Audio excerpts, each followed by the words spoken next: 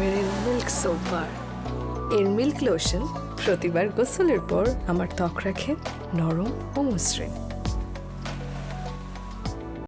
প্রিয় দর্শক, সবাইকে ওয়েলকাম করছি মেরিল মিল্ক সোপ বার ক্যাফে লাইভে। সঙ্গে রয়েছে মৌসুমী মৌ। আজ আন্তর্জাতিক নৃত্য দিবস, তাই আমরা আমন্ত্রণ জানিয়েছি একজন আন্তর্জাতিক খ্যাতিসম্পন্ন নৃত্যশিল্পীকে। গেল নভেম্বরে, অর্থাৎ 2025 নভেম্বরে তিনি পাড়ি জমিয়েছিলেন ফ্রান্সে। সেখানে আসলে তিনি এমনটা না যে তিনি উচ্চতর ডিগ্রি অর্জন করেছেন, এটা তো অবশ্যই করেছেন, সেই সাথে বাংলাদেশের যে ঐতিহ্যবাহী নাচ তার উপর কিন্তু সেখানকার যারা রয়েছেন নৃত্যশিল্পী তাদের একটা সেশন তিনি পরিচালনা করেছেন। সো তিনিও অনেক কিছু শিখেছেন, আবার নিজেও শিখিয়েছেন। তার গুণের কথা বলতে গেলে বলে শেষ করা যাবে না। তিনি সব সময় তার শিল্পের মধ্য দিয়ে, তার নান্দনিকতার মধ্য দিয়ে, তার সৃষ্টিশীলতার মধ্য দিয়ে নতুন নতুন গল্প বলেন এবং সেই গল্পগুলো তিনি নাচের মাধ্যমে ফুটিয়ে তোলেন, যেটা আমরা মন্ত্রমুগ্ধের মতো উপভোগ করি এবং দেখি। একই সাথে তার কথা বলতে গেলে যদি ব্যক্তি তাকে আমি বলি, তার গাটস, একই সাথে তার যেই ব্যক্তিত্ব, তার পার্সোনালিটি সবসময় আমাদেরকে মুগ্ধ করে। সেই মানুষটি আমার সামনে মুহূর্তে রয়েছেন আমাদের ভালোবাসার অত্যন্ত গুণী নৃত্যশিল্পী পূজা সেনগুপ্ত। কেমন আছেন মিস সেনগুপ্ত? খুব ভালো আছি। মৌসুমী মৌয়ের সামনে যখন আছি, ভালো না থেকে কোনো উপায় নেই। আপনি জানেন যে আপনাকে আমি অসম্ভব পছন্দ করি এবং আমিও। এটা সত্য, আপনার পার্সোনালিটি আমাকে বরাবরই মুগ্ধ করে এবং আমি অনেক কিছু শিখি আপনার কাছ থেকে। বাট আজকে আমি শুধু ফ্রান্সের গল্প শুনবো। 3 মাস একটা লম্বা সময় আপনি থেকেছেন এবং প্রচণ্ড শৃঙ্খলার মধ্য দিয়ে থাকতে হয়েছে, অনেক কিছু করতে হয়েছে। আমি পুরো গল্প জানতে চাই। শৃঙ্খলার কথাটা আসলো তো সেটা দিয়েই শুরু করি। আমাকে আসলে ওখানে একটা গেস্ট রুমের মতো আছে ডান্স একাডেমিতেই। তো আমাদের ক্লাস শুরু হতো সকাল 9টায় এবং 8:50 আমাদের উপস্থিত থাকতে হবে। তখন গেট বন্ধ করে দেয়। তো আমরা ঠান্ডার মধ্যে, শীতের মধ্যে সবাই গেটের সামনে গিয়ে দাঁড়িয়ে থাকতাম, ওখানে গল্প করতাম। কারণ 8:51 গেলেও কিন্তু আমি আর ক্লাস ধরতে পারছি না। তো আমরা তো সবাই জানি যে ফ্রেঞ্চরা ভীষণ ডিসিপ্লিন, আর শিল্প, সংস্কৃতি, সাহিত্যে তাদের উৎকর্ষের শেষ নেই। হ্যাঁ, অনেক অনেক এগিয়ে, এবং তারা কিন্তু শিল্পীকে কদরও করে সেই রকম, যেটা আমাদের অনেক শেখার রয়েছে। আমি শুনেছি ওখানে আপনি, আমি যেটা ইন্ট্রোডাকশনে বলছিলাম যে আপনি একটা সেশন পরিচালনা করেছেন, একটা না বোধ হয় একাধিক। হ্যাঁ, তো সেই গল্পটা যদি আজকে আমাদের সাথে একটু শেয়ার করেন। আমি একটা ক্লাস ওখানে নিতাম রেগুলার, সেটা ছোট বাচ্চাদের। আচ্ছা। এবং এই ক্লাসটা আমার যিনি সুপারভাইজার ছিলেন, মার্টিন ক্যাসেলিয়ান, আমার শিক্ষক। তো ওনার আইডিয়াটা ছিল যে আমি তো দেশে ফিরে এসে আবার বাংলাদেশের শিল্পীদের নাচ শেখাবো এবং বিশেষ করে বাচ্চাদের। তো আমরা সবাই এটা বিশ্বাস করি, বাচ্চারাই ভবিষ্যৎ। একদম। আজকে যে শিশু, সেই তার হাতেই দেশের ভবিষ্যৎ। বাচ্চাদের শেখানো আর বড়দের শেখানোর মধ্যে কিছু কৌশলগত পার্থক্য আছে। এটা আমরা ছোটবেলায় ওভাবে পাইনি। আমরা কিন্তু ছোটবেলায় যখন নাচ শিখেছি, একটা বড় মানুষকে যেভাবে শেখানো হয় আমাদেরকেও ঠিক সেভাবেই তালে তালে ওইভাবেই একদম খুব স্ট্রিক্ট ভাবে। ওটা না ওই সময়টাতে বুঝিনি, কিন্তু হ্যাঁ অনেক স্ট্রেস মনে হতো, অনেক প্রেশার মনে হতো। তো একটা 6-7 বছরের বাচ্চাকে খেলার ছলে কিভাবে নাচ শেখানো যায়, এটা একটা টেকনিক, এটা পেডাগজি নিয়ে আমাদের দেশে খুব কম কাজ হয়। তো ওই পেডাগজিটা যেন আমি ধরতে পারি, বুঝতে পারি, সেই জন্য বাচ্চাদের ওই ক্লাসটা আমি রেগুলার আমার টিচারকে অ্যাসিস্ট করতাম। আবার ওদেরকে আমি আমাদের যে ইন্ডিয়ান ক্লাসিক্যাল ডান্স সেটা শেখাতাম। এর পাশাপাশি যারা ওখানে প্রফেশনাল ডান্সার, তাদের সাথে একদিন ইন্ডিয়ান ক্লাসিক্যাল ডান্স এবং বাংলাদেশের যে ধামাইল নাচ, এটা নিয়ে একটা সেশন, একটা খুব ডিটেইলড সেশন ছিল। আরেকটা খুব ইন্টারেস্টিং ক্লাস, আমি ওদেরকে শাড়ি পরা শিখিয়েছি। ও ওয়াও, সো কিউট! এটা খুবই মজার ছিল। এগুলোর কোনো ভিডিও কি সামাজিক যোগাযোগ মাধ্যমে প্রকাশ করা সম্ভব নাকি কোনো কারণে করছেন না? অ্যাকচুয়ালি ভিডিও কপিরাইট ইস্যু তো ওখানে খুবই স্ট্রং। তো ক্লাসরুমের কোনো ভিডিও, ক্লাসরুমে আমরা প্রতিদিনই, আমাদের অনেকজন শিক্ষক ছিলেন, কন্টেম্পোরারি আমি 4 জনের সুপারভিশনে ট্রেন করেছি। আমরা পারকাশন ক্লাস করতাম, বিভিন্ন ধরনের যন্ত্রপাতি বাজানো, মিউজিকের ক্লাস করতাম, কারণ ড্যান্সারদের মিউজিকও জানতে হয়, কোন ভয়েসটা কোনখান থেকে প্রজেক্ট করতে হবে, আমি নিজে কি করে সাউন্ড ক্রিয়েট করতে পারি আমার নাচের জন্য, এইগুলোও শিখতে হতো। অনেক ধরনের ক্লাস। তো প্রত্যেক শিক্ষকের কাজগুলোই আসলে তার কপিরাইট প্রোটেক্টেড, ওই জন্য ওটা ডিজিটাল মিডিয়াতে আসলে দেওয়ার অনুমতি নেই। থাকলে কিন্তু খুব মজা হতো, আমরা অনেক কিছু জানতাম, অনেক বিনোদন পেতাম। আমার সংরক্ষণে আছে, কিছু কিছু দিতে পেরেছি। যেমন যেদিন আমি চলে আসলাম, আমার ছোট যে বাচ্চা স্টুডেন্টগুলো ওদেরকে আসলে আমার সারা জীবন মনে থাকবে এবং প্রত্যেকে ইন্ডিভিজুয়ালি এসে আমাকে ব্যালে স্টাইলে স্যালুটেশন দিচ্ছিল। ওয়াও, এটা খুব একটা মনে রাখার মতো। মাঝে মধ্যে ওদের সাথে রাস্তাঘাটে দেখা হয়ে যেত, কোনো পেস্ট্রি শপ বা কোথাও হয়তো ট্রাম লাইনের জন্য ওয়েট করছি, তখন একজন গার্জিয়ান দূর থেকে দৌড়ে এসে বললেন যে আচ্ছা তুমি কি পূজা বাংলাদেশ থেকে এসছো যে আমার বাচ্চাকে হাত দিয়ে পাখি বানানো শেখাচ্ছে? মানে ও সারাদিন বাসে তোমার কথা বলে। তো এখন আমাদের নাচে তো আসলে মুদ্রা আছে, আমরা হাত দিয়ে বিভিন্ন কিছু বানাই। তো বাচ্চাদেরকে অ্যাট্রাক্ট করার জন্য আমি গল্প বানাতাম যে আজকে আমরা একটা সি স্টোরি করব।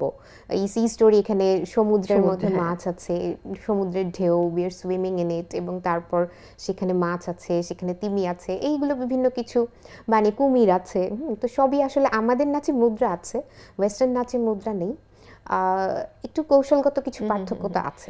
এখানে আমার আরেকটা প্রশ্ন আছে কন্টেম্পোরারি ডান্স নিয়ে।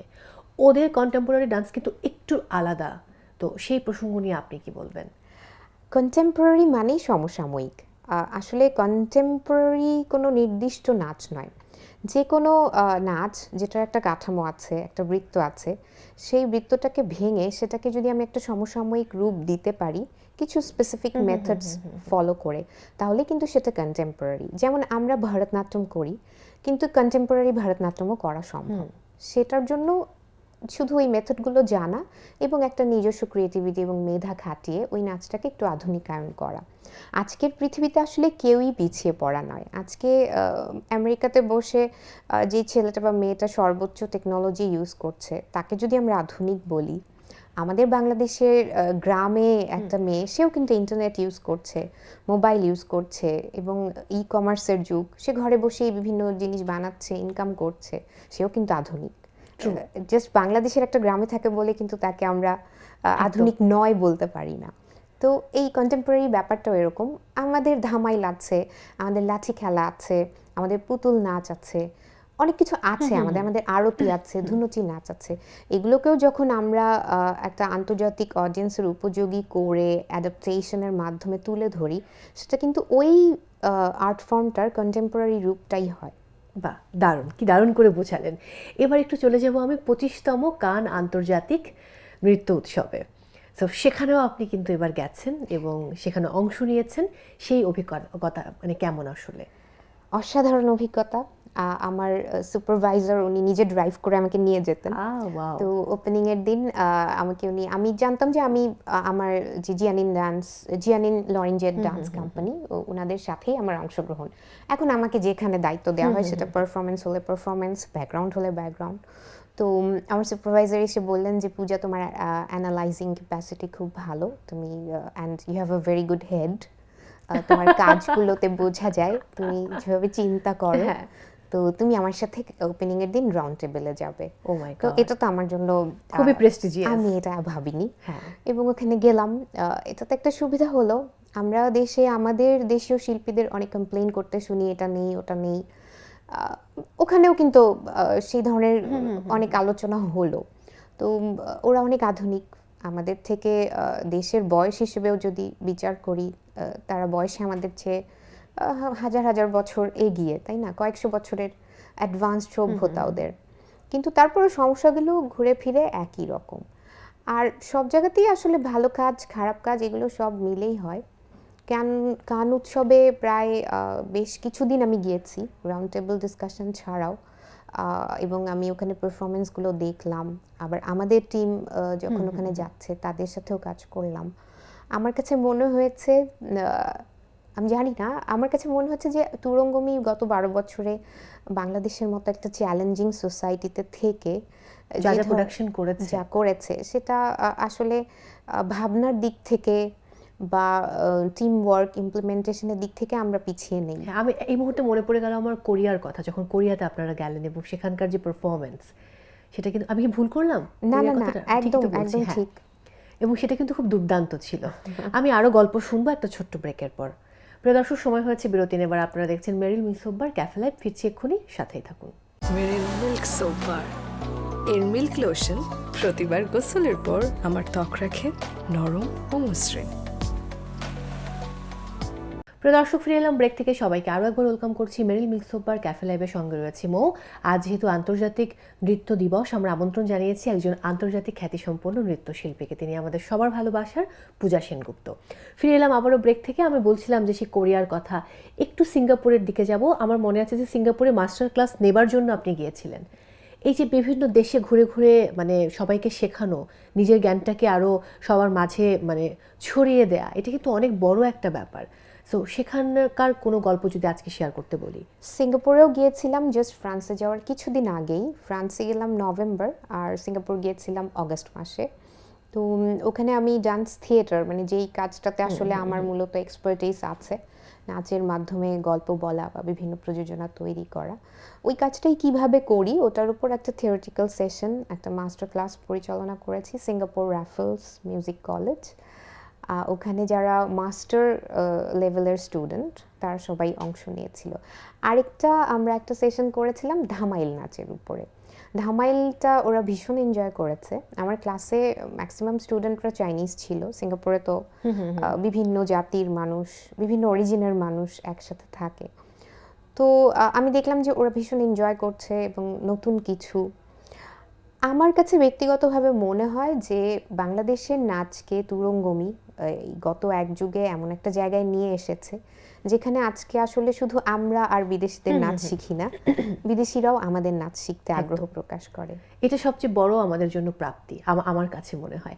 তুরঙ্গমির 12 বছরের কথা আমরা বলছি, সামনে তুরঙ্গমি নতুন কি প্রযোজনা নিয়ে আসবে? এই বছর আমাদের 1 যুগ পূর্তি হয়েছে জানুয়ারি মাসে। তো আমরা এখনো অফিসিয়ালি অ্যানাউন্স করিনি, কাজ চলছে স্ক্রিপ্ট এবং প্ল্যানিং লেভেলে। আমি খুব শীঘ্রই জানাতে পারবো, তবে এই বছরের মধ্যেই নতুন প্রযোজনা মঞ্চে আসবে। সেটা কি আমরা আবার সেই ওয়াটারফ্রন্টের মতো ওরকম ভাবে দেখবো নাকি না অন্য কিছু? এটা এখনই তো আসলে আমরা বলতে চাচ্ছি না, তবে হ্যাঁ, আসলে একটা দলের যখন 1 যুগ পূর্তি হয়ে যায়, এবং আমারও নিজের ব্যক্তিগতভাবে 25 বছর আমি কমপ্লিট করেছি মিডিয়াতে। যদি আমি 2000 সালকেই ধরি, যে বছর আমি আরেঙ্গাত্রম করলাম, ভরতনাট্যমে যেটাকে সমাবর্তন বলে, তো এই সব কিছু মিলে আসলে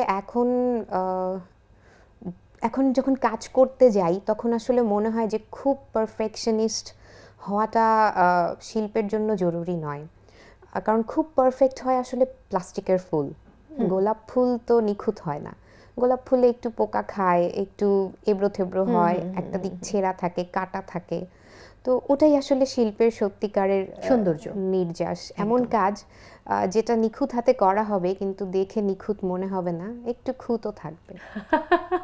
কি দারুণ করে বললেন। এখন আমার খুব জানতে ইচ্ছে করছে, যদি ক্যাফে লাইভের চেয়ারটা আমি অদল বদল করতাম, যে পূজা সেনগুপ্ত উপস্থাপক হয়ে এই চেয়ারে বসতেন, তাহলে অতিথি পূজা সেনগুপ্তকে কি প্রশ্ন করতেন?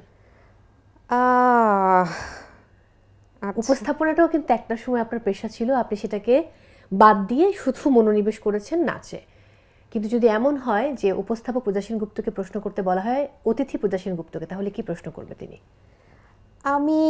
আমি যখন উপস্থাপনা করতাম আমি চেষ্টা করতাম যিনি অতিথি ওনাকে নিয়ে একটু স্টাডি করতে। মৌসুমী মোর মতো এত ভালো আমার দ্বারা হবে না। আমি প্রোডাকশনগুলো নিয়ে কোয়েশ্চেন করতাম যে এমন কোনো প্রশ্ন যেটা মৌ কখনো করেনি। আমি তো অনেকবার আপনার ইন্টারভিউ করেছি। এটার জন্য গভীর ভাবনার প্রয়োজন। মৌ অনেক কঠিন কোয়েশ্চেন করে ফেলেছে আমাকে। আচ্ছা, আমাকে যে কোয়েশ্চেনটা কেউ ওভাবে করে না আসলে, সবাই, আমি নিজেও পারফর্ম করি, তো আমার পারফর্মার আইডেন্টিটির কাছে আমার নির্দেশক আইডেন্টিটিটা অনেক সময় ওভারশ্যাডোড হয়ে যায়। It's true. এবং এক একটা কাজ করার আগে বাংলাদেশের বাস্তবতায় এগুলো আমরা ছোটবেলায় দেখেছি। হ্যাঁ, নাচের জগৎটা সব জগতেই মানে এত পলিটিক্স, এত কিছু আছে। স্টেজে ওঠার আগেও কিন্তু এটা ভাবতে হয় যে আমার গানের মিউজিকটা সময় মতো বাজবে তো, আমার আলোটা ঠিক মতো আসবে তো। আর যখন নির্দেশনায় আসলাম, এটা তো শুধু একটা নাচ না যে 10 জন মিলে একটা নাচ করে ফেললাম।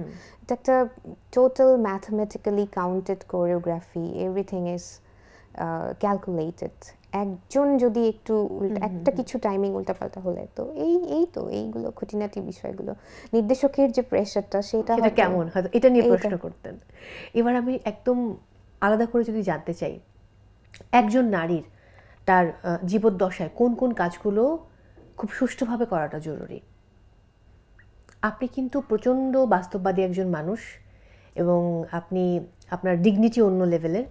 আপনি নিজে যেটা ভালো মনে করেন আপনি সেভাবেই পথ চলেন এবং আপনার নিজের ডিগনিটি আপনি সবসময় বজায় রাখেন।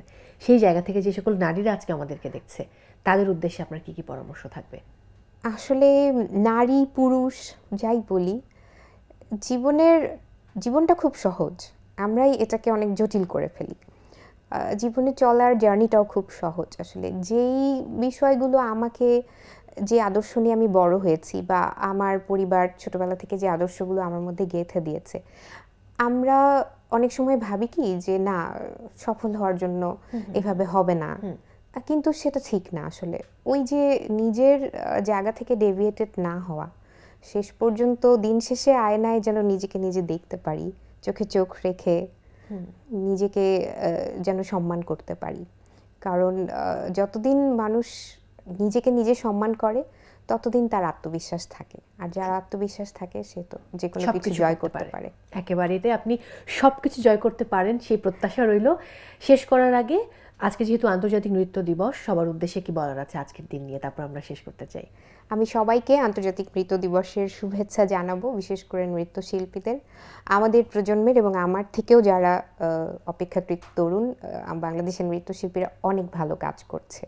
আমি তাদের সবাইকে বলবো হতাশ হবে না, মন খারাপ করবে না, এবং ভালো কাজ সবসময় সেটার মূল্যায়ন হবেই। একদম, একেবারেই তাই। আবারও অনেক অনেক ভালোবাসা, অনেক ভালো থাকুন, নিজের আলো আরও ছড়িয়ে দিন সকলের মাঝে। আমি শেষ করছি। প্রিয় দর্শক, সময় হয়েছে আজকের মতো বিদায় নেবার। সবাই অনেক ভালো থাকুন, নিরাপদে থাকুন, আর সব সময় থাকুন প্রথম আলো এবং মেরিলের সঙ্গে।